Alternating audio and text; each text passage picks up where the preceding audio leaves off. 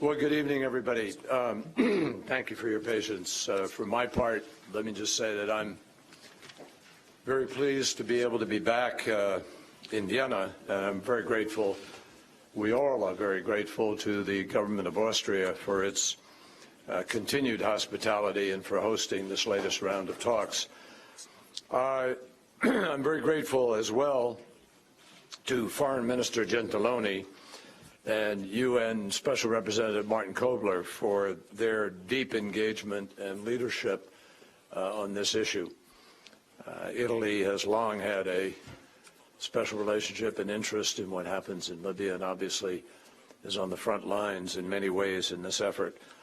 I want to thank Prime Minister Sarraj for taking the time to be here and to make his entire team available to us from yesterday through today as our team has been working together. And I thank the Libyan representatives who made this journey. And particularly I want to express, we all want to express our gratitude to the many other foreign ministers and senior officials who came from many different countries, which is a strong statement about the international commitment to this current effort. We had senior officials or foreign ministers from Algeria, Chad, China, Egypt, France, Germany, Jordan, Italy, Malta, Morocco, Niger, Qatar, Russia, Saudi Arabia, Spain, Sudan, Tunisia, Turkey, the United Arab Emirates, the United Kingdom, the European Union, the United Nations, the League of Arab States, and the African Union. And every single one of them participated in this meeting.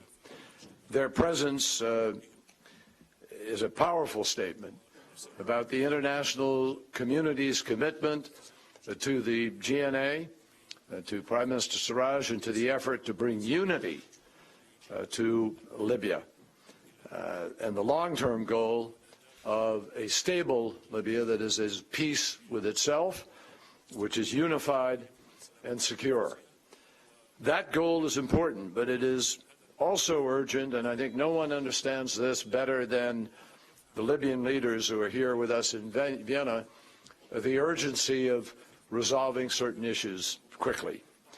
They know the unacceptable price that personal rivalry and/or internal strife are inflicting on the Libyan people, on the Libyan economy, on its security, and the rise of extremism, which has taken advantage of this. And so they are here, all of us, concerned about the social cohesion of the country and the importance of taking steps rapidly to address those concerns.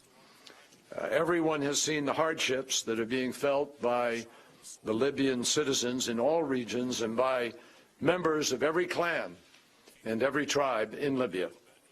And they have witnessed the emergence of a new threat to their country's future in the form of the terrorists who are affiliated with Daesh. As the communique that we produced earlier makes clear, it is imperative to put the international community's full weight behind the government of national accord. And the GNA is the only entity that can unify the country and address the economic crisis and humanitarian suffering. Libyan people want a government. The government is here, supported by the international community and ready to go to work. It is the only way to ensure that vital institutions, such as the central bank and the National Oil Company, that they fall under representative and acknowledged authority, and that they receive the supervision and the direction that they need. And it is the only way to generate the unity and the cohesion that is required to defeat Daesh and other violent extremists who want to pull Libya backward into thuggery and violence and a battle over ambitions of individuals who are not serving the broad interests of Libya itself, but serving their own interests. To that end, the international community spoke today with a single voice on several key points. First, the House of Representatives must take a vote on the GNA and honor the Surat Agreement, and the international community can help that by being present when that takes place. Second, the unified Libyan government must move forward to counter Daesh and other terrorist groups through the joint command under civilian authority. 3, the international community must support the Presidency Council decision on GNA entry into the ministries so that the government can begin to provide Libyans with essential services. 4th, humanitarian aid to the Libyan people must be accelerated. 5th, the international community will support the Presidency Council as it seeks exemption from the UN arms embargo to acquire those weapons and bullets needed to fight Daesh and other terrorist groups. And finally, the international community will stand behind the Surat Agreement and its principles of Libyan sovereignty, stability, security, and unity. Now, given the stakes, I want to be absolutely clear. Those who engage in acts that threaten Libya's peace and security, or who obstruct or undermine a successful political transition, will face the prospect of sanctions outlined by various U.S. Security Council resolutions. And to those like Prime Minister Sarraj, who are ready to choose reconciliation and who are focused on solving problems rather than on sowing discord, our message is just as clear. The United States and the international community represented here today and beyond will back you every step of the way. That means working hard through the UN to prepare security arrangements so the new government can further establish itself in Tripoli. It means helping to ensure that such key institutions as the Central Bank and the National Oil Company receive the oversight and the direction that they need. It means doing more to address urgent humanitarian requirements. It means laying the groundwork for sustained support in the fields of security, finance, counterterrorism, and overall governance. And it means a true partnership between the people of Libya and the international friends of Libya to see that the future of that country is one of unity, prosperity, and peace. Nearly 5 years ago, Libya overthrew a dictator. The question mark that we have to ask ourselves, even still today, is what is Libya going to look like 5 years from now? That's what motivated us to come here today and build the consensus that we have produced. Libya has an opportunity to be a safe country for its citizens, or could be a safe haven for terrorists, trapped in division and chaos, and beset by personal, international, and tribal rivalries. Or Libya could be a country with a functioning government, with an entrepreneurial economy, and a population that is both diverse and unified at the same time. The choices required to shape Libya's future are in the hands of its leaders, and they were here today. But they're going to need our support.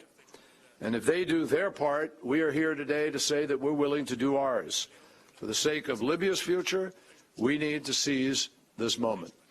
Now turn the floor over to my friend and colleague, Paolo Gentiloni. Well, thank you very much, John,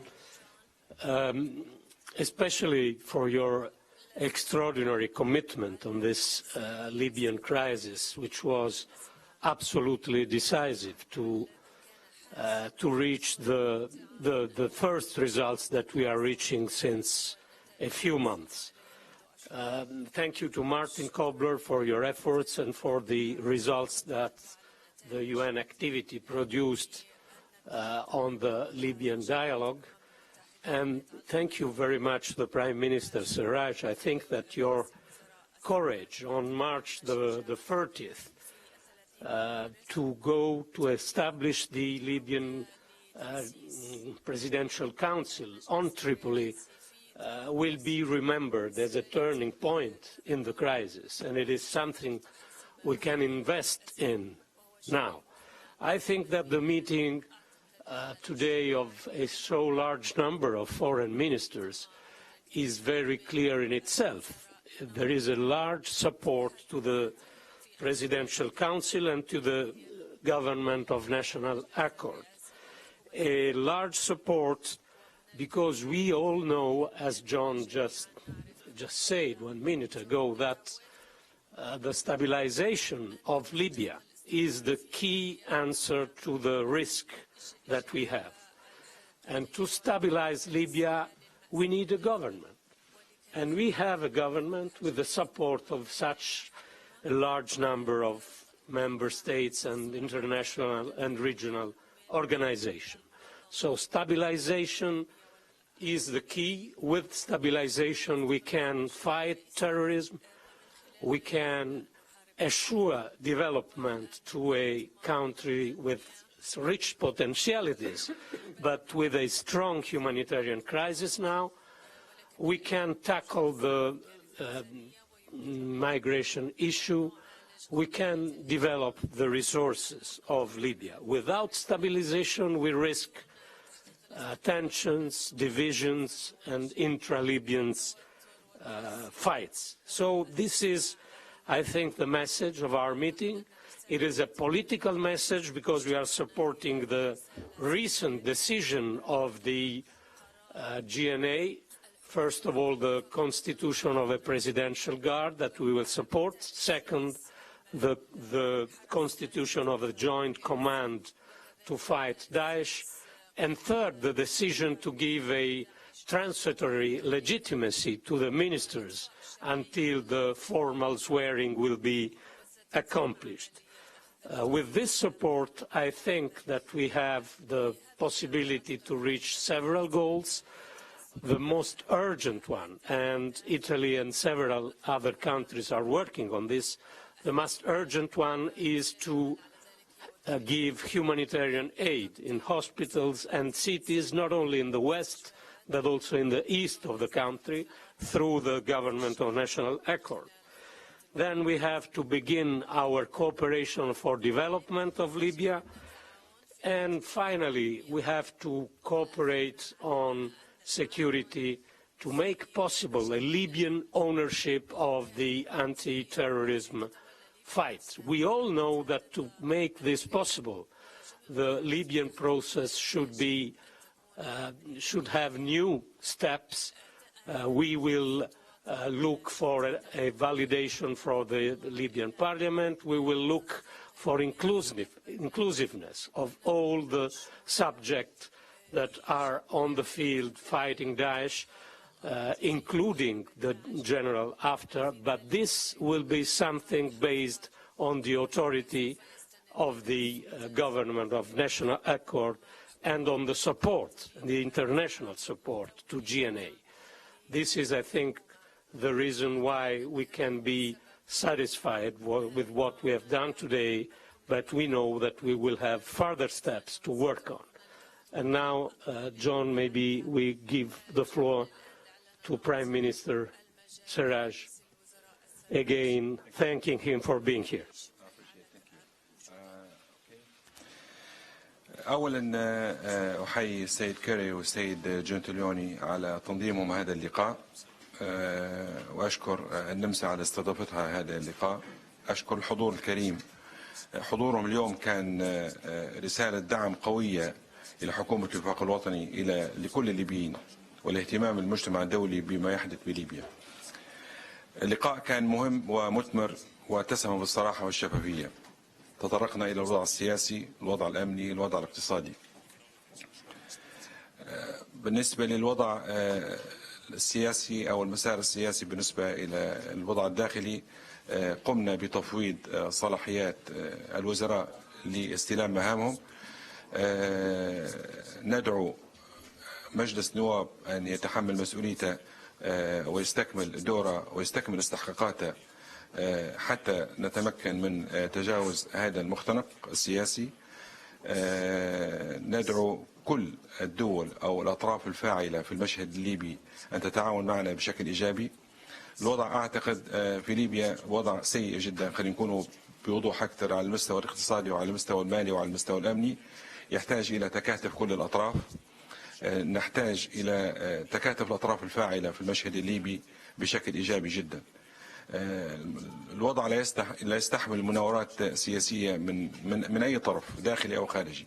الوضع في ليبيا في معاناة شديدة، في معاناة إنسانية، في نازحين، في قوة إرهاب تتربص بالليبيين. وأعتقد الليبيين أو دول الجوار أو المجتمع الدولي لن يكون بمنأى عن هذا الضرر الذي سيلحق بتمدد الإرهاب في خارج ليبيا.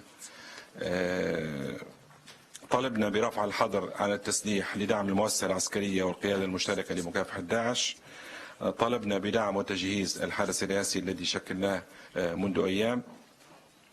The Presidential Guard, which will have a clear role in fighting extremism and securing key institutions, and it's not a substitute to police or the army. We've also talked about securing our borders to enforce or to prevent illegal immigration so that it can play its role effectively.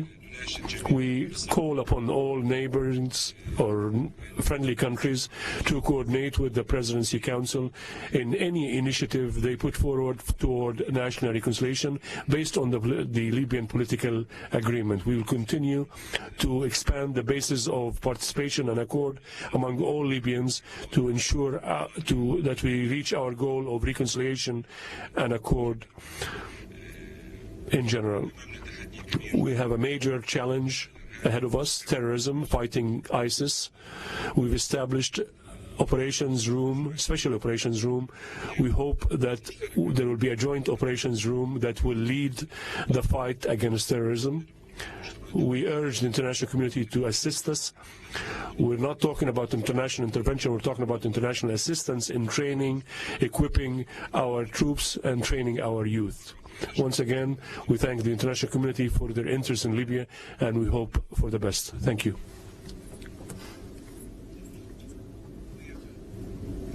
We have time for just 2 questions. The first goes to Dave Clark from AFP.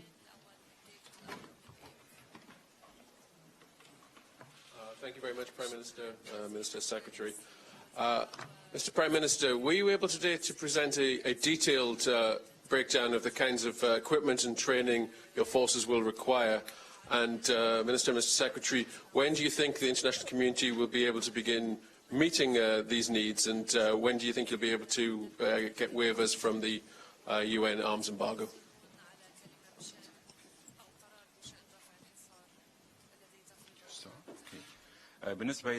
With respect to our call for the embargo to be lifted, all the authorized authorities empowered to lift this embargo will be provided with a list as soon as possible.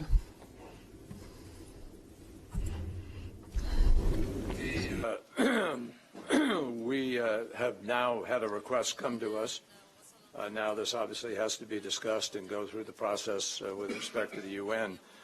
The arms embargo does allow for the government of national accord to request weapons if it needs them specifically to secure the country and to combat Daesh. So that is the consideration, and we will measure whatever requests there are for their legitimate arms requests with our call to all states to improve the enforcement of the arms embargo itself in order to prevent arms transfers from taking place to people outside of the GNA's authority.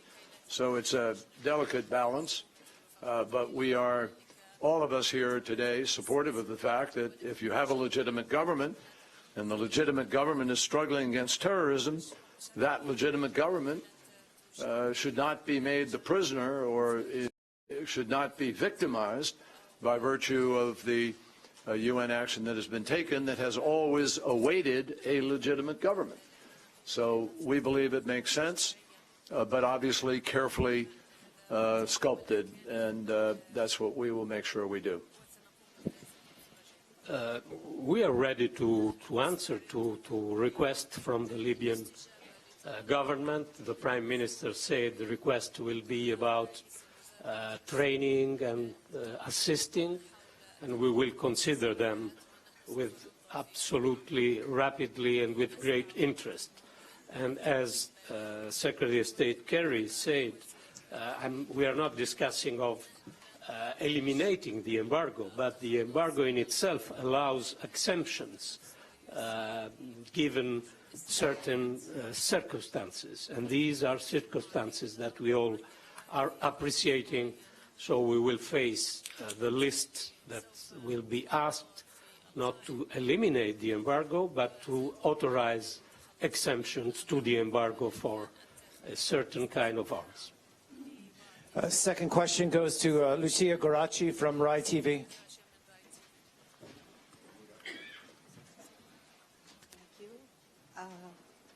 For months, we have talked about some international military intervention against Daesh in Libya, and now it does not seem imminent anymore. And today, we read an open letter written by Prime Minister Sarraj, who says, we don't need foreign soldiers. I would like to ask both Mr. Kerry and Mr. Gentiloni what are their comments. What we recommend? Yeah, comments about to comment about that. Well, I don't think we have to comment, but we have to take note of the position of the Libyan government, and we are to be ready to cooperate. I think that the Libyan government said not only today, but in several occasions, that they will not ask in this moment for, as we say, boots on the ground or such kind of intervention, but they will ask for support in several security dimensions. And I think that we will respond to these requests. And I think they are legitimate in having these requests because they are stressing the Libyan ownership of the stabilization process. So let me confirm that, first of all, we made it clear today, and we've made it clear from our last meetings in January and then in December, we support a government of national accord in Libya, and we are supporting this government. And we are working with them to help them to be able to respond to the terrorist threat that is posed by ISIL, by Daesh. And we're also working with them to try to de-escalate the level of conflict in the country. So there's a lot of political component of this also. But the United States stands ready, and the international community stands ready to provide humanitarian, economic, and security support to the new Libyan government on their request. And right now, the government is requesting assistance in certain ways, but as Paolo said, we're not talking about troops and boots and that kind of intervention.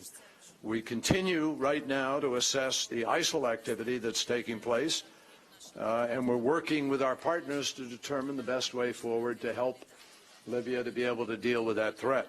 And but also, let me make clear, President Obama has already acted and will act whenever he deems it necessary to defend the United States' national security interests. And since Daesh plots against us and others, those interests are real. But there's been no request otherwise at this point in time for some other kind of intervention. We're simply in a mode of trying to help and assist and develop a Libyan capacity to be able to respond to the challenge of security within Libya. Thank you. I don't think we have any more Thank you time. all. So, thank you. Thank you.